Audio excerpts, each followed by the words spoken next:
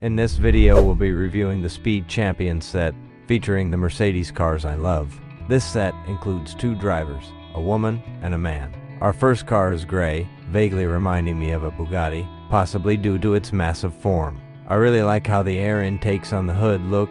The interior isn't quite like a Bugatti, but let's not forget, this isn't a civilian car. It's designed for track racing. The woman drives this Mercedes. I don't know her name, but feel free to suggest one in the comments that you think suits her best. And here's our second car, a Formula 1, driven by the man. I really like how the front grille is designed with the aggressive AMG logo and those sporty air intakes on the side. The car side features a low skirt designed to increase downforce and improve handling. An interesting feature is the movable spoilers, which adjust their height or angle as the speed increases. Similar to what we see on civilian Porsche cars, the exhaust system is just like on F1 cars, with a large single exhaust pipe located in the center. The smooth slope of the roof towards the rear also enhances the car's handling. Even though it's a sports car, the interior is designed with Mercedes' signature driver comfort, which is probably why the woman chose this car over a standard F1 car. Returning to the front, I like the multi-layered design of this car, particularly the front bumper. By the way, the air intakes on the hood are made from regular wings used in other sets for the wheel arches. A cool solution, isn't it? The windshield is very easy to remove and reattach. The side silhouette emphasizes the car's power, showcasing how it's meant to cut through the air and grip the road.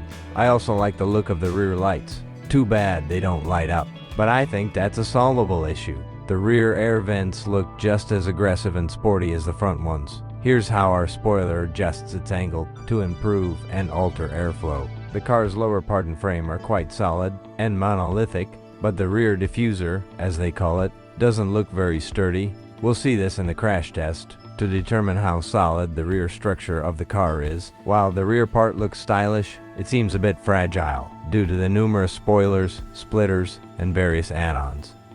The rear part resembles some sleek car for wealthy people who prefer Ferrari, but this is just a racing Mercedes for the track, where it will prove its superiority. What would you choose? Moving on to the second car, the Formula 1, I had a similar car in a previous video. That one was made from a Lego Technic set and performed well in crash tests. This one is a smaller replica made from a different Lego series.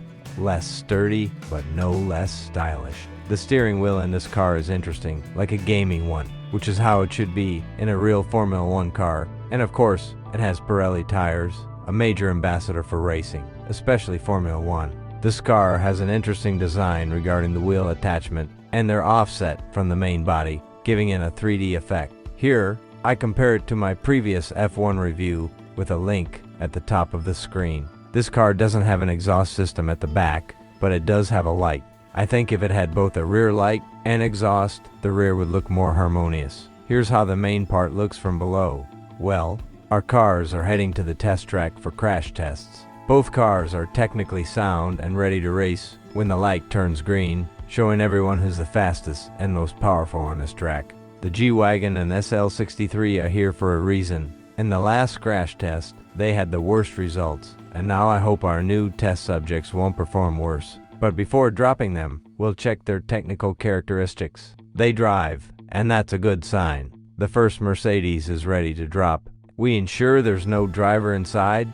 Well, it's definitely not the worst result, and the car seems to have sustained minor damage. Next up is the F1, also with minor damage, where the SL63 and G-Wagon retain their positions as the most damaged. The cars have been repaired, assembled, and returned to their owners. Don't forget to subscribe